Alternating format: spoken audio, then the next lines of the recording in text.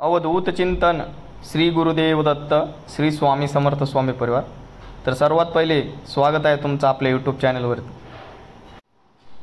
तर आजचा व्हिडिओ बनवण्याचं कारण, स्वामींची निरपेक्ष सेवा केलीत तर आयुष्यात आपल्याला काही गोष्टी मिळत असतात, तेच आपण या व्हिडिओच्या माध्यमातून पाहूया।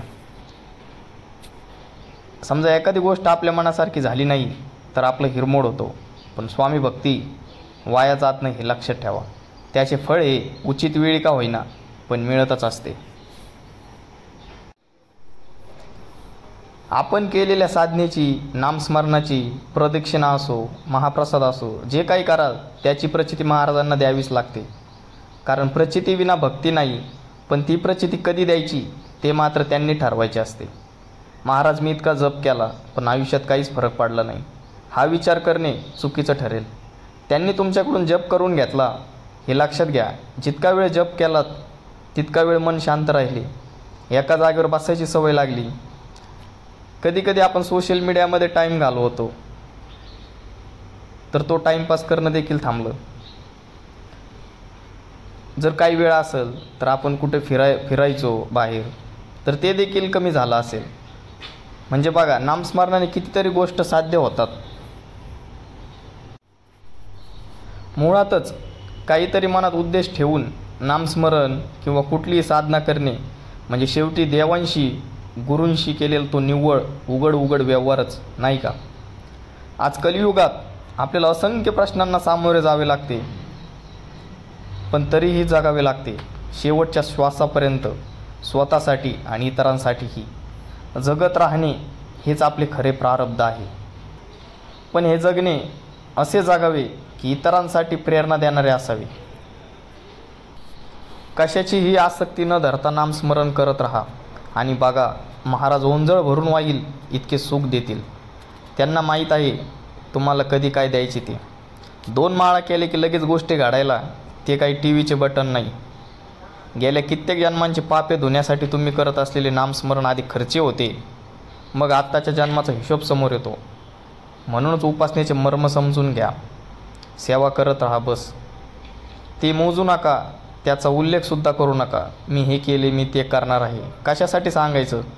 मोठेपणा मिरवायला? विचारा हे प्रश्न स्वतःच्याच मनाला। तुम्ही काय करता ते त्यांना माहीत आहे, इतरांना माहीत होण्याची गरजच काय? अशानेच आपणच आपला अहंकार आपल्याही नकळत फुलवतो। आपली कामे होत नाही, उलट शिक्षा म्हणून दुष्टचक्र आपल्या मागे लागते। एक लक्षात घ्या, आयुष्यभर आपल्या मुलांसाठी खस्ता खाते, ते लिहून नाही ठेवत आणि बोलून तर त्या ऊनही नाही दाखवत। ती जी करते ती प्रेमाने, कुठली अपेक्षा न ठेवता। एखाद्या ज्योतिषाने एखाद्या स्त्रीला सांगितले की तुमचा हा मुलगा म्हातारपणी तुम्हाला बघणार नाही, तर हे ऐकल्यावर ती स्त्री लहान मुलाला तापाने फणफणत ठेवून बाहेर निघून जाईल का? नाही ना, कारण तिचे प्रेम अपेक्षाविरहित असते। त्याचप्रमाणे महाराजांकडे काहीही मागू नका, पण आपले आयुष्य त्यांच्या चरणी सोपवा। मग बघा, इतका विश्वास ठेवून सेवा केलीत तर आयुष्य बहरून जाईल।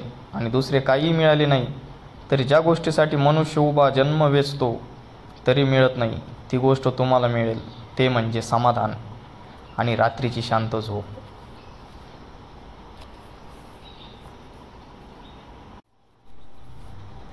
आजकाल सगळीकडे मध्यस्थ असतात, पण महाराजांची आपला सरळ संपर्क आहे।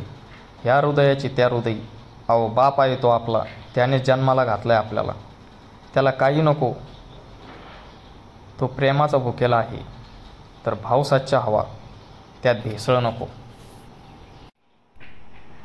मन शांत ठेवून अपेक्षा विरहित केलेली उपासना नक्कीच फळते। गुरुचरण लाभणे आणि त्यांचे नाव आपल्या मुखी असणे हेच मुळी गेल्या अनेक जन्मांच्या चांगल्या कर्माचे फळ आहे। आपण उपासनेच्या योग्य मार्गावर असताना आपोआप मागणे थांबते आणि मग जेथे जातो तेथे तू माझा सांगाती अशी मनाची अवस्था होते। काही नको वाटते, मी, माझे महाराज आणि माझे नामस्मरण हा त्रिवेणी संगम प्रत्येक भक्त साधनेच्या एका उच्च शिखरावर अनुभवल्याशिवाय राहत नाही, हे नक्की। आपण फार सामान्य माणसे आहोत, पण तरीही काहीही मागू नका। न मागता सर्व काही आपल्याला मिळणार आहे। म्हणजे स्वामी देणार आहे, हे लक्षात ठेवा. महाराजांच्या सोबत व्यवहार नको, निदान त्यांना यात तरी ओढू नका.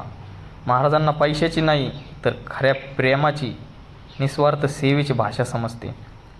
शंका घेऊन सेवा करू नका आणि अपेक्षा तर अजिबात नको. एका रात्रीत काहीच बदलणार नाही, पण बदल होईल हे तर नक्की. संयम म्हणजेच उपासना आणि तो ठेवला तर आयुष्याचे सोने होईल. आपला संयम संपला आहे, त्यामुळे प्रत्येक गोष्ट चटकन नाही झाली की आपला संयम सुटतो. महाराज ही अनाकलनीय शक्ती आहे आणि ती आपल्या अवलोकनाच्या समजण्याच्या खूप बाहेर आहे.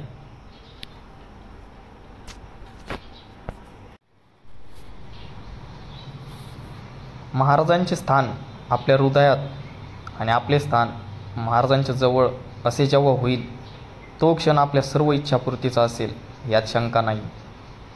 आई जशी आपल्या मनातील सर्व न सांगताच ओळखते, अगदी तसेच महाराज आहेत आणि त्यांच्यावरील संपूर्ण विश्वास, श्रद्धा आपले जीवन समाधानाच्या शिखरावर नेऊन ठेवणार आहेत, हे त्रिवार सत्य आहे. महाराजांच्या सोबतीने जागायला शिका. कसली शंका, हाव, मागणे काहीही न करता त्यांच्यासोबत चालत राहा. इतकेच आपण करू शकतो, किंबहुना भक्ताने तेवढेच करणे हेच त्यांना अपेक्षित आहे. म्हणून सेवा ही निस्वार्थ भावनेने करत राहा. निस्वार्थ भावनेने केलेली सेवा ही स्वामींपर्यंत नक्कीच पोहोचत असते. श्री स्वामी समर्थ. व्हिडिओ आवडला असेल तर नक्कीच शेअर करा, लाईक करा आणि श्री स्वामी समर्थ म्हणायला विसरू नका. श्री स्वामी समर्थ.